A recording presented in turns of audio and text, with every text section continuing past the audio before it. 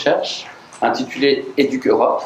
Et donc c'est un réseau à la fois d'institutions de formation d'éducateurs spécialisés et d'institutions éducatives qui ont pour but de favoriser la mobilité des étudiants en formation initiale dans notre cas par exemple, et de favoriser la mobilité des travailleurs dans une visée de formation continue dans l'expérience européenne, de croiser les expériences européennes.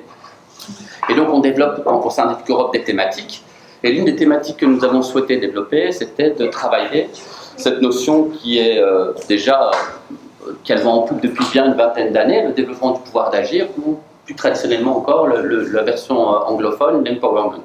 Et de croiser cette démarche spécifique du travail social avec deux secteurs d'activité, à savoir l'exclusion sociale et la jeunesse en danger. Et donc, moi, j'ai principalement travaillé, donc ici sera davantage question de l'exclusion sociale. Et donc, on a mené une recherche-action avec 6 pays européens. Je vais essayer de me les rappeler tous. La Roumanie, l'Italie, l'Espagne, la France, la Belgique et la Pologne. Et Belgique francophone et néerlandophone, ce qui fait en fait 7 pays, si on peut considérer cette culture. Voilà. Et donc,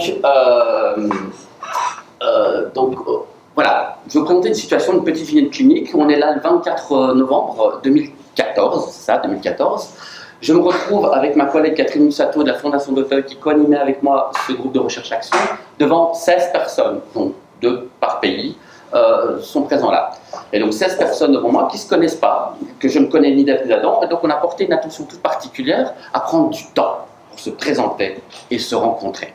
C'est la base de toute démarche de recherche-action, d'abord on prend le temps de savoir qui l'on est. Et donc, on a ces personnes devant moi. Il s'avère qu'on avait demandé aux partenaires d'amener à la fois un professionnel et un usager qui est issu de l'exclusion sociale. Ça n'a pas marché du tout comme consigne. Il s'est avéré que nous avions devant nous 13 professionnels, c'était visiblement très facile de les fournir. Par contre, des usagers, on en a eu 3 dans le groupe. Et donc, un fort déséquilibre qui a été un handicap par la suite. Dans la gestion de prise de parole ou de légitimité de la parole de ces personnes. Et donc on fait le tour de présentation, donc chacun se présente, et chacun se dépatouille un petit peu entre parler de ce que l'on fait professionnellement et notre rapport à l'exclusion sociale. Et il s'avère que les frontières ne sont pas toujours évidentes entre intervenants et usagers, ou en tout cas personnes issues de l'exclusion sociale. À titre d'exemple, il y avait l'un des collègues en Espagne, qui doit cumuler 2 temps pleins pour pouvoir subvenir à ses besoins. Donc voilà, en termes de précarité professionnelle, c'est déjà pas mal. Bref, tout le monde se présente. Et j'observe quelqu'un, un monsieur, 55 ans, on va l'appeler Eric, qui est sur sa chaise et qui est très en mouvement pendant les présentations, qui n'est pas très à l'aise, qui se lève, qui n'arrête pas de bouger, de gesticuler, qui racle sa gorge de façon très bruyante, qui roule une cigarette, qui sort, il va la fumer, il revient, il repart, et voilà, je vois tout à fait qu'il n'est pas très très à l'aise. Et puis vient son tour de se présenter, et il sort de son sac une pochette, il l'ouvre, un DVD, et il dit voilà, il essaie de parler anglais parce que la langue vernaculaire était, enfin la langue de partage était l'anglais à ce moment-là, et donc il dit mais ça marche pas, donc il dit en français, et je traduis. Voilà, ce film, c'est moi qui l'ai fait. Ce film, c'est moi. Il met le CD dans le lecteur, il appuie sur play, et là, on se prend un espèce de missile émotionnel assez costaud. C'est un court-métrage qu'il avait fait quand il avait fait une formation, il avait une quarantaine d'années à ce moment-là, une formation de réalisateur, et il raconte sa vie dans ce court-métrage. Une vie d'enfance maltraitée, violentée, dans lequel sa mère lui donnait l'injonction « tu dois te taire ». Le film s'appelle « Je dois me taire ». Et il se faisait enfermer dans le placard, on voit ça dans le film. Il se faisait maltraiter, violenter pour diverses raisons, pour tout et pour rien. Et le seul petit rayon de soleil, c'est sa relation à sa grande sœur, qui essaie de le protéger tant bien que mal. Il se fait que cet enfant est placé en institution, il est séparé de sa sœur, il est dans l'institution de ses 6 ans jusqu'à ses 21 ans, il est séparé de sa sœur, et adulte, il n'a de cesse que de rechercher en fait sa grande sœur, qui ne parvient pas à retrouver. Et donc, voilà, c'est ce qu'on reçoit là, comme présentation, c'est assez boum. Et donc, clairement, ce qu'on reçoit, c'est la vulnérabilité de Eric. Ce sont ces blessures, ces bleus, ces bosses, ces douleurs qui sont encore vivantes.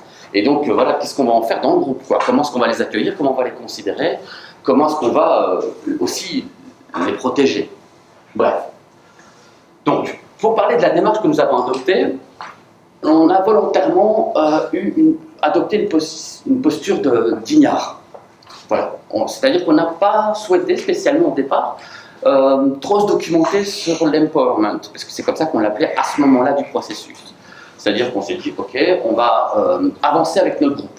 C'est-à-dire qu'on va refuser, parce que le groupe, sachant que c'était la thématique, venait nous solliciter, mais c'est quoi en fait l'empowerment? Et on leur dit, en fait, je sais pas, moi, j'ai une vague idée, pourquoi c'est quoi? Et donc, ça a été mis au travail dans le groupe, à tel point que, comme on était ignare, du coup, ils sont allés chercher, se documenter, s'informer. On a essayé de construire une représentation de ce que c'était l'empowerment en soi. Et donc, volontairement, on a fonctionné au départ à l'intuition. Mais néanmoins, dans le cadre d'une recherche-action, qui trouve certains apparentements avec votre démarche, évidemment, où effectivement, deux objectifs principaux de cette recherche-action, enfin de toute recherche-action en principe, c'est d'avoir la volonté de transformation des réalités dans lesquelles les participants sont impliqués, et en même temps l'élaboration d'un savoir sur les conditions de ces transformations. D'un point de vue plutôt méthodo, et je fais exprès de dire méthodo et pas méthodologie, puisque on parle ici davantage de méthode que de méthodologie. Une méthodologie, c'est un processus algorithmique où on passe de la question de départ jusqu'à la conclusion, en passant par l'élaboration d'hypothèses, le recueil des données, l'analyse de celles-ci, etc., etc. Ici, on est des méthodes. On a 3 balises, et pour ce qui est des techniques de recueil d'informations, de mise au travail de données, on fait appel à des techniques en fonction de la contingence, en fonction de ce qui se passe dans le groupe, de la dynamique, de l'intérêt et des souhaits des participants. Et donc, il y a cette souplesse en permanence qu'il faut adopter. Des balises néanmoins, je vais juste me référer ici à mon petit planning, mon petit plan, l'identification du problème, et l'élaboration collaborative de la question de recherche. Ensuite, la planification des actions à mettre en route, et en troisième lieu, la théorisation, la publication et, l'évaluation des résultats de la recherche-action. Par théorisation, attention, il s'agit bien d'une théorisation ancrée. C'est qu'au départ, effectivement, les participants, surtout les travailleurs sociaux, sont très fans de méthodes pour nous apprendre à mieux travailler sur le terrain. En fait, ils ne se doutaient pas que ces méthodes, s'ils allaient pouvoir, de techniques, s'ils allaient pouvoir les développer, c'est eux qui allaient pouvoir les construire. Nous, on ne va pas les apporter, c'est à eux de les élaborer. Et donc, il s'agit d'une théorisation ancrée dans les données empiriques, dégager le sens des situations, de développer le schème explicatif qui permet de mieux comprendre, en fait, d'éclairer sous un nouveau jour les réalités dans lesquelles chaque travailleur ou bénéficiaire se trouve. Alors, j'ai parlé de vulnérabilité, c'est ça? C'est ça. Et donc, de quelle vulnérabilité on parle? J'ai face à moi 2 types de participants. Ceux qui parlent de ce qu'ils font, les travailleurs, et d'autre part, j'ai ceux qui parlent de ce qu'ils sont. C'est pas pareil. Ça donne pas le même degré d'exposition à ces vulnérabilités. Là, ça met en jeu soit son identité, sa personne. C'est pas évident. Alors, le premier type de vulnérabilité, la vulnérabilité de façon générale, peut être définie comme une certaine forme de fragilité, une sorte d'exposition, une certaine érosion, un certain effacement social, ou en tout cas un risque d'effacement social. Castel nous donne un éclairage particulier là-dessus, où il dit que c'est une zone instable, la vulnérabilité, entre intégration et exclusion. C'est pas encore bien déterminé, c'est proche, on pourrait y tomber, on y tombe parfois, on y revient parfois de l'intégration, c'est quelque chose de relativement fluide. Ok. Et je fais rapidement référence ici aussi également à... Donc, vulnérabilité en général ici, et donc le premier type de vulnérabilité, la vulnérabilité sociale. Les individus qui ne peuvent plus vraiment avoir recours aux moyens de résistance collective, qui ont peu de prise sur leur propre trajectoire et qui sont isolés, souvent seuls, face au mépris, à l'exclusion, à l'exploitation des logiques économiques et politiques. À cela, Robert Castel rajoute l'idée de fragilisation des solidarités relationnelles, notamment des structures familiales qui se trouvent très fortes en difficulté et en déstructuration. Et Jean-Yves Barrère, lui, va utiliser une notion, la notion de configuration sociale de Norbert Elias, où il va considérer qu'une société, c'est un réseau de solidarité. C'est-à-dire que c'est un ensemble d'individus qui se trouvent comme dans un filet de pêche, c'est la même métaphore, où chaque maillon du filet de pêche est interdépendant les uns des autres. Chaque individu est à la fois nécessaire pour constituer le filet de pêche, mais en même temps insuffisant. C'est que sans chacune des parties, on ne peut pas constituer cette configuration sociale. Et précisément, la vulnérabilité, c'est tenter de faire croire que les individus ne sont pas nécessaires. En fait, on n'a pas besoin d'eux, on peut les exclure. Qu'ils ne sont pas si insuffisants que ça, qu'ils sont en fait suffisants, qu'ils se débrouillent dans leur misère, dans leurs difficultés. Et donc, cette vulnérabilité sociale est aussi une question identitaire, où il y a une certaine forme d'attribution d'une valeur aux individus. Et donc, ça touche à l'identité des personnes. Soit tu vaux quelque chose de beaucoup, de l'important, tu as de l'importance, soit tu vaux rien du tout. Et précisément, pour illustrer cela, on peut reprendre les propos d'Emmanuel Macron, le président de la République française, qui très récemment, dans cette semaine-ci, alors que j'étais en train de préparer cette présentation, a dit lorsqu'il faisait l'inauguration d'un campus de start-up sur le site de la gare d'Austerlitz, a tenu comme propos, dans une gare, il y a ceux qui réussissent et ceux qui ne sont rien.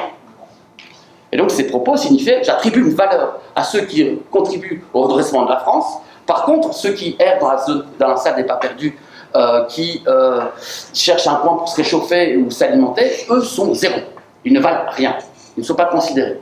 Et donc, effectivement, ça a un impact sur l'individu dans la façon qu'il a de se considérer et dont il est considéré à la fois par eux. Parallèlement à ça, deuxième type de vulnérabilité auquel nous avons été confrontés, la vulnérabilité professionnelle. Ben oui, c'est que les professionnels aussi sont vulnérables. Eux aussi s'en prennent beaucoup dans la figure. Dû à deux facteurs. Le premier, c'est lié à la nature même du métier, le cœur même du métier, mais qui est aussi son talent d'Achille. C'est la relation d'aide, dans laquelle ça nécessite une forte implication personnelle, avec une haute teneur en affectivité et en émotionnel. Et donc, voilà, à terme, ça produit une usure professionnelle et également un risque de déshumanisation de la relation pour surtout la mettre à distance et donc nuire du coup à l'engagement professionnel. Le deuxième facteur de la vulnérabilité professionnelle, c'est toutes les tentatives de rationalisation du secteur social. La managérialisation, la redéfinition des rôles et des professions du social, les modalités d'évaluation de l'efficacité de ces travailleurs, ça aussi, ça progressivement, ça fait perdre le sens même, le cœur même du travail. Et donc, vulnérabilité professionnelle et vulnérabilité sociale, pas seulement opposées, parfois superposées chez certains participants de notre groupe de recherche.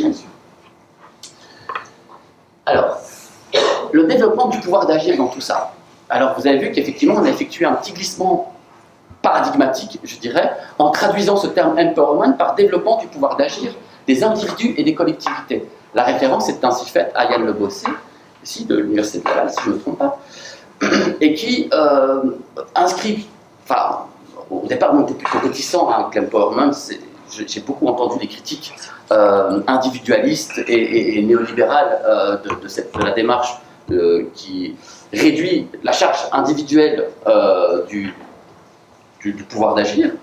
Il ne s'agit pas de ça. Dans cette logique-là, on est davantage d'une approche humaniste qui prend en considération aussi les effets du contexte. Et donc, si on prend une définition simple, mais pourtant pas simpliste, on pourrait dire qu'effectivement, le pouvoir d'agir, c'est toutes les possibilités concrètes pour les personnes d'agir sur ce qui est important pour elles, qu'elles soient individus ou collectivités. Alors, effectivement, nous avons passé les 5 éléments, les 5 critères d'une démarche se référant au développement du pouvoir d'agir, mais comme il reste 5 minutes, je vais un peu les sauter. Et donc, ici, l'idée, c'était de concevoir le groupe comme une source de solidarité pour lutter contre la vulnérabilité. Ce que je n'ai pas encore évoqué, c'est comment concrètement nous l'avons organisé. Et effectivement, solidarité, on est bien ici dans une logique où on considère chacun cette égalité. On est dans ce qu'on peut appeler chez Durkheim une solidarité mécanique, et donc marquée par l'égalité, par opposition à la solidarité organique, marquée par la différence. Organiser une société sur base de la différence, par la différenciation du travail social, et l'autre par l'égalité des positions des individus. Enfin, soit. Et donc, dans ce cadre, si on est dans une logique avec cette solidarité sociale qui a pour origine la solidarité ouvrière, hein, c'est bien de ça dont il s'agit au 19e et début du 20e, l'éducateur se doit de considérer en fait son usager comme son égal, comme une personne à part entière, quel que soit le contexte. Et ici, on sent qu'il y a une tension autour de ça, que ça devient de plus en plus difficile et qui est la source de sa vulnérabilité professionnelle, mais qui est aussi une source d'exclusion et de vulnérabilité sociale. Et donc, on est ici à la charnière des deux. Et donc, cette tension, on a essayé de la résoudre en disant, enfin, on n'a pas essayé de la résoudre, évidemment, ça concerne bien l'ensemble de la société, donc on ne va pas croire qu'on est doté d'une baguette magique, mais on a essayé de travailler la dynamique de groupe de telle façon à ce que ce groupe puisse remobiliser les individus. Et donc on a prévu, certes, tous les temps informels qui caractérisent la recherche-action, donc effectivement, d'abord, le fait de déposer des situations, parler de son contexte, parler de ses réalités personnelles et professionnelles, évoquer tout ce genre de choses, élaborer la question de départ, ensuite élaborer le plan d'action, évaluer le plan d'action, théoriser sur les actions menées, etc. Donc tout ça a bien été mis en jeu. Enfin, je vous demande de me croire sur parole parce que je n'ai pas le temps de vous le démontrer. Mais néanmoins, on a aussi fortement pensé à tout l'aspect informel du jeu, comme ayant, vous l'avez un petit peu évoqué, je pense, comme étant d'une importance capitale. Déjà, ces semaines de rencontres, là, ce sont des gens qui débarquent de contextes et de pays différents. Donc, du coup, ces semaines de rencontres se sont organisées en résidentiel. On était H24 ensemble, pas dans un hôtel, chacun dans une chambre. Enfin, si, il y avait des chambres, mais il y avait aussi des chambres à 2, à 3. Et donc, on était tout le temps ensemble. En fait, on mangeait ensemble, on sortait ensemble, on se baladait ensemble. Enfin, bref, tout ça était très, très important. C'était déjà le contexte de base. Mais aussi, dans l'organisation même de l'atelier, on avait porter une attention extrêmement importante à cette temporalité informelle, notamment en prévoyant des soirées où les gens pouvaient amener des spécialités locales, où on se rencontrait autrement, histoire de créer des rencontres de personne à personne dans l'authenticité de ce qu'ils sont, et de surtout développer le plaisir d'être ensemble, et de transposer ce plaisir d'être ensemble à ce plaisir de travailler ensemble, de penser ensemble, d'élaborer, de construire et d'agir ensemble. Et donc l'idée c'était de travailler ça, et effectivement, ça a plutôt bien marché. En guise de conclusion, parce qu'il ne me reste plus beaucoup de temps, c'est ça, 2 minutes, vous voyez. Et donc, je vais néanmoins proposer une petite question à cet atelier.